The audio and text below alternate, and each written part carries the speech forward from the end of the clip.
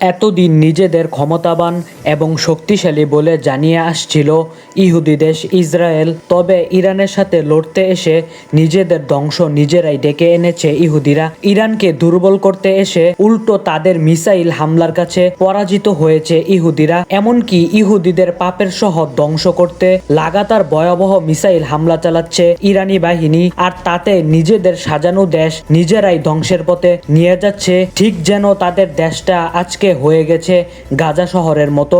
এবার ইহুদিদের পাপের শহরে দেখা গেছে এক অদ্ভুত ভয়ঙ্কর দৃশ্য, যা বোধহয় এর আগে কেউ কল্পনাও করেনি। সেখানে দিনে দুপুরে রাস্তা তেল আবিবের আকাশে হঠাৎ করেই ছেয়ে যায় কালো অন্ধকারে। এটি কোনো মেঘ বা ধোঁয়া নয়, আকাশ ছেয়ে যায় হাজার হাজার কালো কাকের ডানায়, আর তাতেই ভয়ে কাঁপছে ইসরায়েলিরা। আর এই দৃশ্য দেখে মনে হচ্ছিল যেন কেয়ামত এখনই নেমে আসবে ইহুদিদের উপর। তাদের পাপ যেন এই আকাশ বাতাস আর নিতে চাচ্ছে না, প্রকৃতিও যেন চাচ্ছে তাদের ধ্বংস। নিয়মিত সংবাদ পেতে অবশ্যই আমাদের চ্যানেলটি সাবস্ক্রাইব করে রাখবেন এবং আপনার মূল্যবান মতামতটি আমাদের কমেন্টে জানাবেন।